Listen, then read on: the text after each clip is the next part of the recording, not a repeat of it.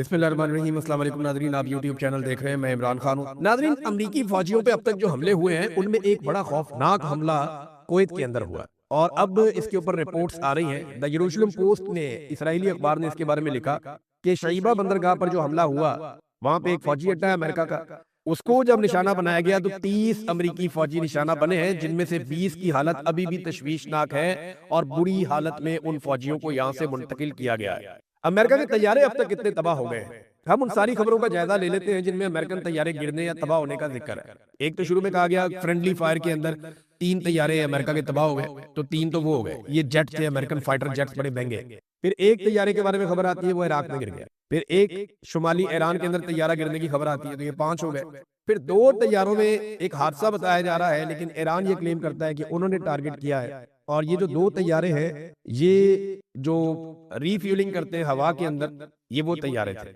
अब 2 ये डैमेज हो गए, एक तबाह हो गया, उसके अंदर जो अमेरिकन फौजी हैं वो भी मारे गए, और 5 तैयारे जो हैं वो सऊदी अरब के अंदर निशाना बने हैं। एयरपोर्ट के ऊपर मैंने गुज़िश्ता वीलॉग में आपको इसकी सारी तफसीलात बताई थी। तो अब तक की इतला के मुताबिक ये लगभग 12 तैयारे बनते हैं, 10 से 12 तैयारे अमेरिका के अब तक डैमेज हो चुके हैं, तबाह हो चुके हैं इस लड़ाई में। अमेरिका कहता है ये हादसों में हो रहे हैं, ईरान कहता है नहीं जी, ये जंग में हो रहे हैं। अब जो भी हो रहा है, हालात नॉर्मल होते तो तैयारों के साथ ये ना हो रहा होता, सीधी सी बात। ये जो रीफ्यूलिंग वाला तैयारा है ना, KC-135, ये बड़ा महंगा तैयारा है, सस्ता नहीं है। और इसकी जो प्राइस है, यानी ये आपका डिपेंड इसके ऊपर आप इसलिए करते हैं कि लड़ाई के बीच में जो जेट तैयारे हैं उनको रीफ्यूलिंग करते हैं ये तैयारे, तो जेट को वापस नहीं जाना पड़ता, वो हवा में रीफ्यूलिंग हो जाती है। अब ये तैयारा 80 मिलियन अमेरिकी डॉलर्स का है, ये इतने महंगे तैयारे हैं और ये जनाब गिर रहे हैं, तैयारे तबाह हो रहे हैं, इसका नुकसान अमेरिका को हो रहा है। बगदाद में अमेरिकी एम्बेसी के ऊपर अभी अटैक किया ईरान ने, और इस अटैक के अंदर जो रेडार्स थे वहां पे अमेरिकी एम्बेसी में लगे हुए,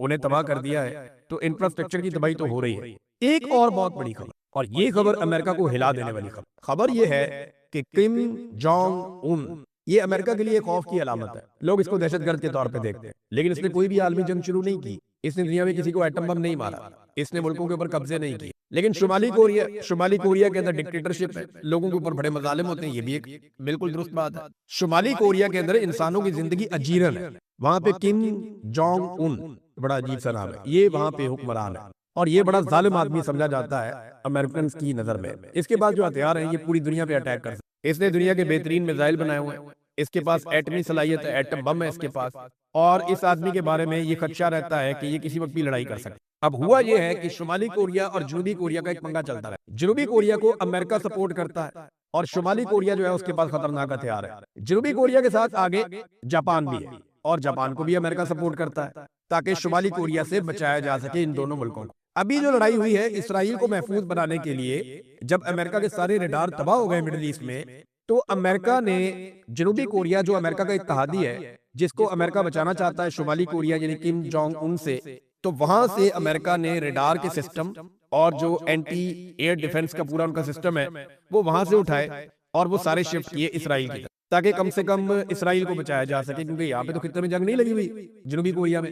लेकिन जैसे ही अमेरिका ने यहाँ से हथियार हटाए तो जनूबी कोरिया खतरे में आ गया। नाज़रीन, अमरीकी फौजियों पे अब तक जो हमले हुए हैं उनमें एक बड़ा खौफनाक हमला कुवैत के अंदर हुआ, और अब इसके ऊपर रिपोर्ट्स आ रही हैं। द यरूशलेम पोस्ट ने, इस्राएली अखबार ने इसके बारे में लिखा कि शईबा बंदरगाह पर जो हमला हुआ, वहां पे एक फौजी अड्डा है अमेरिका का, उसको जब निशाना बनाया गया तो 30 अमरीकी फौजी निशाना बने हैं, जिनमें से 20 की हालत अभी भी तशवीशनाक है और बुरी हालत में उन फौजियों को यहां से मुंतकिल किया गया है। अमेरिका के तैयारे अब तक कितने तबाह हो गए हैं, हम उन सारी खबरों का जायजा ले लेते हैं जिनमें अमेरिकन तैयारे गिरने या तबाह होने का जिक्र है। एक तो शुरू में कहा गया फ्रेंडली फायर के अंदर 3 तैयारे अमेरिका के तबाह हो गए, तो 3 तो वो हो गए, ये जेट थे अमेरिकन फाइटर जेट्स, बड़े महंगे। फिर एक तैयारे के बारे में खबर आती है, वो इराक में गिर गया। फिर एक शुमाली ईरान के अंदर तैयारा गिरने की खबर आती है, तो ये 5 हो गए। फिर 2 तैयारों में एक हादसा बताया जा रहा है, लेकिन ईरान ये क्लेम करता है कि उन्होंने टारगेट किया है, और ये जो 2 तैयारे हैं, ये जो रीफ्यूलिंग करते हैं हवा के अंदर,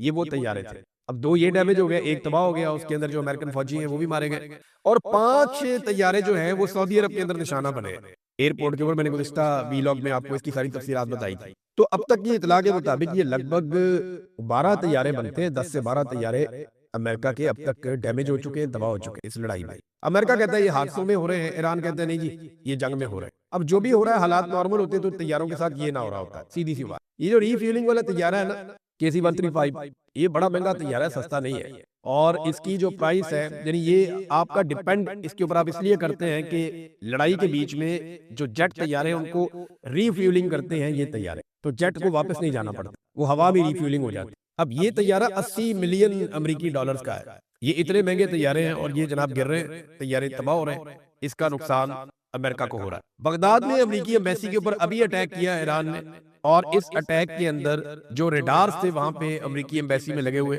انہیں تباہ کر دیا ہے، تو انفراسٹرکچر کی تباہی تو ہو رہی ہے۔ ایک اور بہت بڑی خبر، اور یہ خبر امریکہ کو ہلا دینے والی خبر یہ ہے کہ کم جونگ ان، یہ امریکہ کے لیے خوف کی علامت ہے، لوگ اس کو دہشت گرد کے طور پہ دیکھتے ہیں، لیکن اس نے کوئی بھی عالمی جنگ شروع نہیں کی، اس نے دنیا میں کسی کو ایٹم بم نہیں مارا، اس نے ملکوں کے اوپر قبضے نہیں کیے، لیکن شمالی کوریا کے اندر ڈکٹیٹرشپ ہے، لوگوں کے اوپر بڑے مظالم ہوتے ہیں، یہ بھی ایک بالکل درست بات ہے۔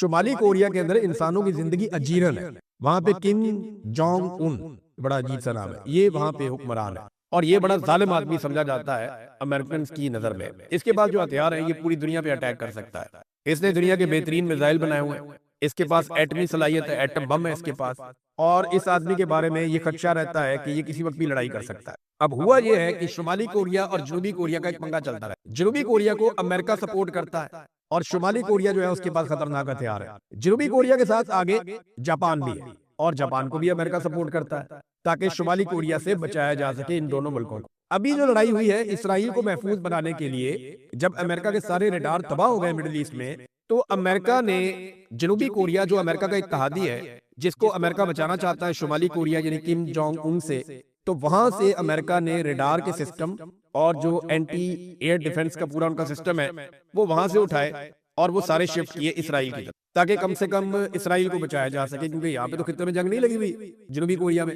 لیکن جیسے ہی امریکہ نے یہاں سے ہتھیار ہٹائے تو جنوبی کوریا خطرے میں آ گیا۔ اب تک اتنے اپنا خیال رکھیے گا اپنے چینل کا بھی اللہ دوروں میں، یعنی 3-4 مرتبہ یہ ہو چکا ہے کہ فیلڈ مارشل عاصم منیر سعودی عرب گئے اور محمد بن سلمان نے ان سے ملاقات نہیں کی۔ اس کی وجہ کیا ہے آپ سارے بخوبی سمجھ سکتے ہیں، پاکستان سعودی عرب کے ساتھ ایک دفاعی معاہدے میں، اور اب پاکستان کو یہ کہا جا رہا ہے سعودی عرب کی حکومت کی جانب سے کہ آؤ اور اپنا معاہدہ پورا کرو، کیونکہ سعودی عرب نے پاکستان کو بہت پیسہ دیا ہے، بہت تیل دیا ہے، بڑی امداد دی ہے۔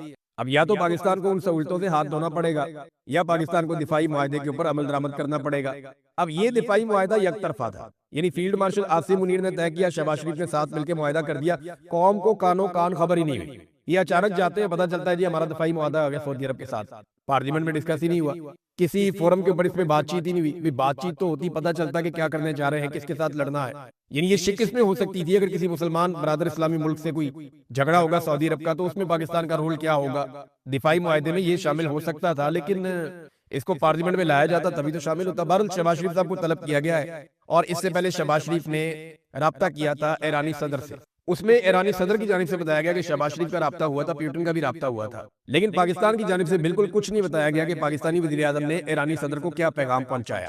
دیکھیں پاکستانی وزیر اعظم جو ہے نا وہ اس وقت امریکہ کے بڑے خاص لوگوں میں سے ایک ہے، ڈونلڈ ٹرمپ کے بہت خاص وفاداروں میں سے ایک ہے۔ ڈونلڈ ٹرمپ کے خصوصی نمائندے سٹیو وٹکوف نے 2 مرتبہ یہ کوشش کی ہے مختلف خبروں کے مطابق کہ مذاکرات کیے جائیں کسی طرح سے۔ اب یہ دی گارڈین نے اس کے اوپر ایک خبر بھی لکھی ہے، اور دی گارڈین کا دعویٰ ہے کہ معروف برطانوی یہ اخبار ہے آپ جانتے ہیں سارے، اس کی خبر کے مطابق ایران نے امریکی صدر ڈونلڈ ٹرمپ کے خصوصی ایلچی سٹیو وٹکوف کی طرف سے بھیجے گئے جنگ بندی کے 2 پیغامات کو مسترد کر دیا۔ دیکھیں امریکہ جنگ بندی چاہتا ہے، شہباز شریف کو بھی اس کے لیے استعمال کیا گیا، شہباز شریف نے ایران سے رابطہ کیا کہ جی جنگ بندی کر دیں، مہربانی کریں، آپ امریکہ کی طرف سے بھی ہے اور سعودی عرب کی طرف سے بھی ہے تو آپ جنگ بندی کریں، لیکن ایران نے انکار کر دیا اور اپنی شرائط رکھ دی ہے۔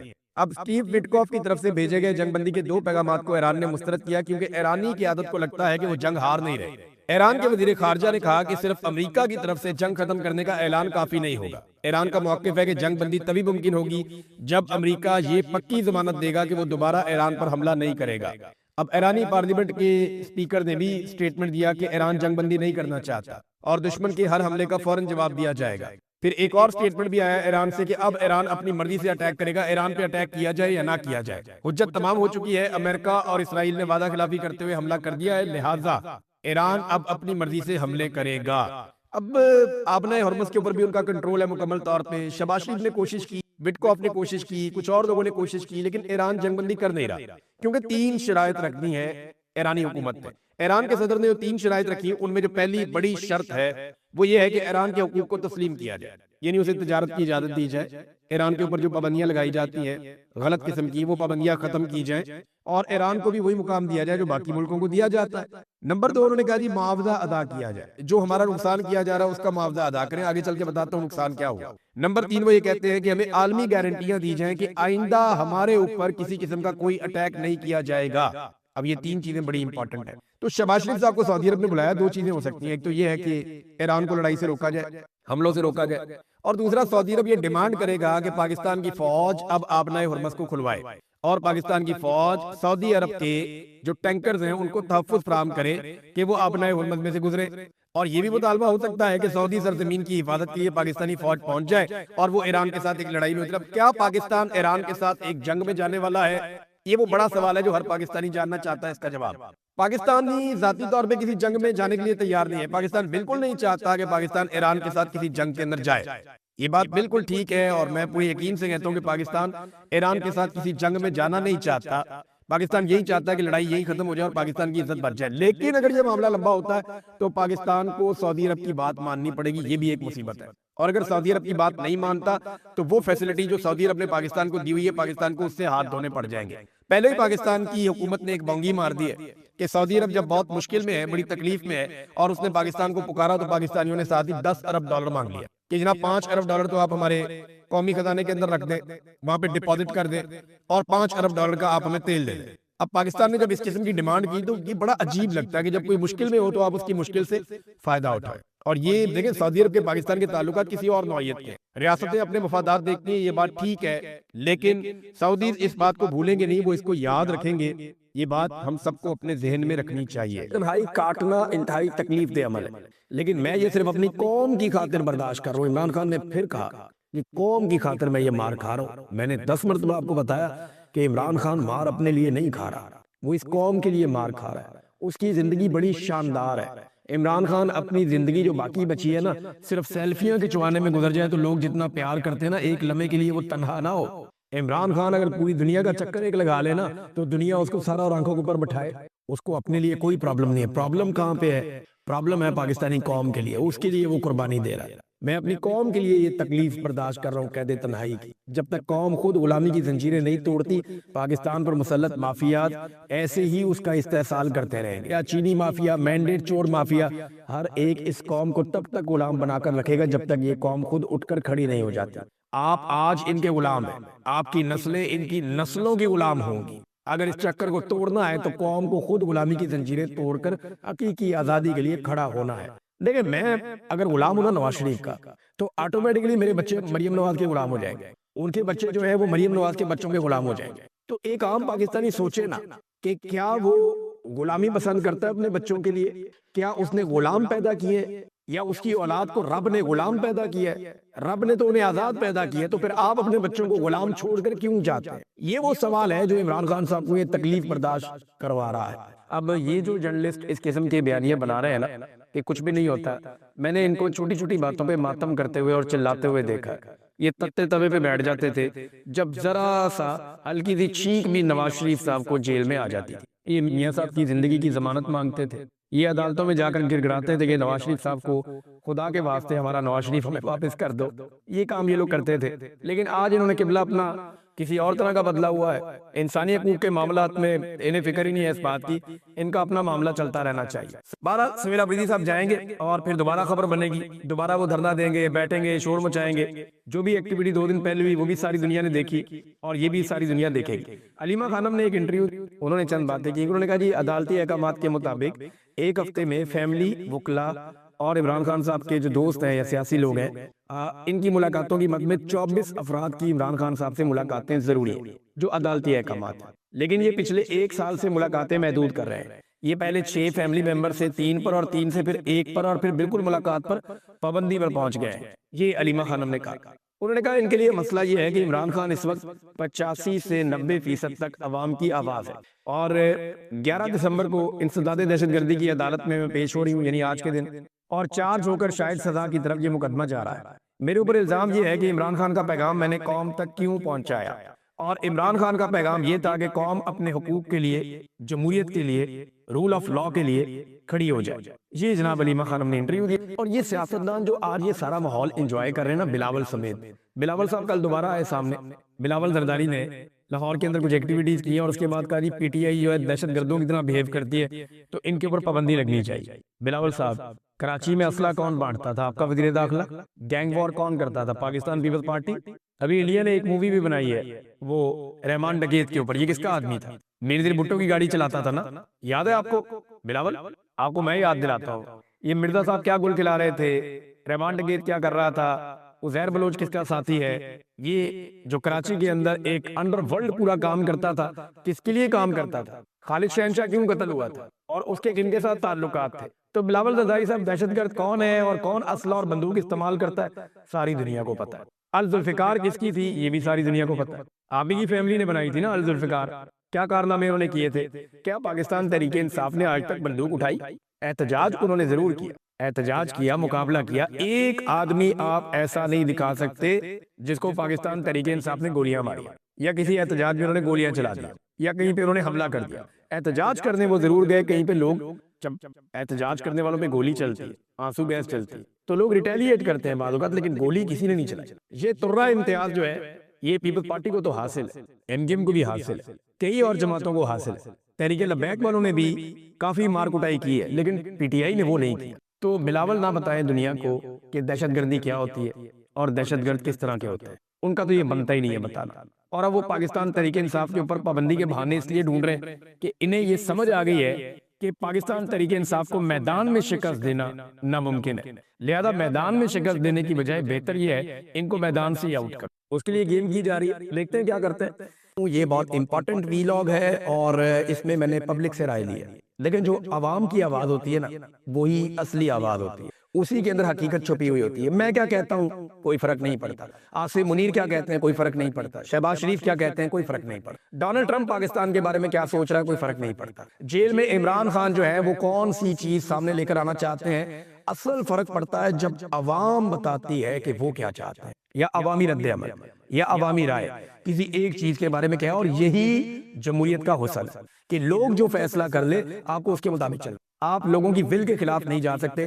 جمہوریت اس کو کہتے ہیں۔ لوگوں کی اکثریت جو فیصلہ کرتی ہے اس کے مطابق آپ نے جانا ہوتا ہے، تو لوگوں کی رائے لیتے رہنا چاہیے۔ ماضی میں ہمارے بہت سارے دوست ہیں، وہ مائک لے کر جاتے تھے بازاروں میں، سڑکوں پہ، اتوار بازاروں میں، پیٹرول پمپوں پہ، وہ جا کر لوگوں سے پوچھتے تھے جی پیٹرول مہنگا ہو گیا 2 روپے لیٹر، آپ بتائیں تبدیلی کا مزہ آ رہا ہے؟ کوئی کچھ کہتا تھا، کوئی کچھ کہتا تھا، کوئی بتاتا تھا جی اتوار بازار میں لوگ گالیاں نکال رہے ہیں، کوئی کہتا تھا یہ، کوئی وہ۔ ہر آدمی کی اپنی اپنی ایک زبان ہوتی تھی، بہت سارے صحافی یہ ذمہ داری ادا کرتے تھے، لیکن کیونکہ میرے وہ دوست وہ لوگ یہ ذمہ داری ادا نہیں کر رہے، تو میں یہ چاہتا ہوں کہ کبھی کبھی ہمیں پتہ چلتا رہے کہ پاکستانی عوام کی رائے کیا ہے۔ یہ جو نواز شریف صاحب نے کچھ عرصہ پہلے کہا نا کہ ہم ٹیک آف کر گئے ہیں، یہ جو وزیر خزانہ نے کہا جی کہ ہم نے مہنگائی کو بہت کم کر دیا، حالات بہت بہتر ہو گئے، جو وزیر اعظم دعوے کر رہا ہے بار بار کہ جناب پاکستان کو ہم نے سنبھال لیا ہے، تو عام آدمی کس لیول پہ اور کس حد تک ڈیفالٹ کر چکا ہے اس کے بارے میں ہم نے عوامی رائے لی۔ عوام اس کے بارے میں کیا کہہ رہی ہے، لوگوں کی رائے اس حکومت کے بارے میں اور اس کی کارکردگی کے بارے میں کیا ہے، لوگ کتنے ناکو ناک تنگ آ چکے ہیں، یہ ہے جناب پاکستانیوں کی حالت۔ اب بہت سارے ایسے انٹرویوز ہیں جو ہم چلا ہی نہیں سکتے، لوگ بیچ میں ایسی بات کر دیتے ہیں، ایسی زبان استعمال کر لیتے ہیں ان حکمرانوں کے بارے میں کہ وہ ہم سنانا نہیں چاہتے، کیونکہ دلیل کے ساتھ بات ہونی چاہیے، لیکن عوام کے پاس تو بیچارے وہ دلیل بھی کہتے ہیں، اب کس کو دلیل سنائیں، آرگومنٹ کس کے ساتھ ہم کریں، انہیں تو آرگومنٹ اور دلیل سمجھ ہی نہیں آتی، جنہوں نے ہمارے مینڈیٹ پہ ڈاکہ ڈال دیا۔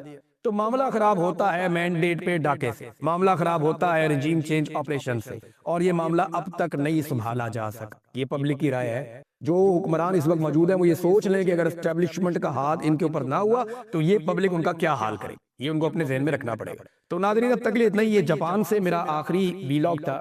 مجھے یہاں بہت ساری چیزیں بہت اچھی لگیں جاپان کی، میں آپ کو بتاؤں گا کسی دن، لیکن جو چیز مجھے ان کی سب سے زیادہ پسند ہے کہ یہ بڑے مضبوط لوگ ہیں اور ایک قوم کی طرح کام کرتے ہیں، اور یہ بہادر لوگ ہیں۔ ان کی فوج کوئی نہیں ہے لیکن اس کے باوجود یہ بہت بہادر لوگ ہیں، بڑے باہمت لوگ ہیں، لیکن ساتھ ساتھ ان ساری چیزوں کے باوجود ان کی ایک خوبی ہے کہ ان میں عاجزی بہت زیادہ ہے۔ جو جاپانی لوگ ہیں ان کا ملنے کا انداز مجھے بڑا پسند ہے، وہ جب آپ کو ملتے ہیں وہ دونوں ہاتھ ایسے کرتے ہیں نیچے جھک کے آپ کو ملتے، تو میں نے اس کو بڑا انجوائے کیا یہاں پہ، بلکہ میں بھی ان کو ایسے کرتا تو مجھے بڑا مزہ آتا تھا۔ تو وہ جاپنیز لوگوں کی جو عاجزی ہے، جو ان کی انکساری ہے، وہ ایسا لگتا ہے جیسے کہ کوئی بڑے سے بڑا آدمی آپ کو مل رہا ہے تو وہ آپ سے ایسے بیہیو کرتا ہے جیسے وہ آپ کے پاس کام کرتا ہے. تو اچھا رہا یہ.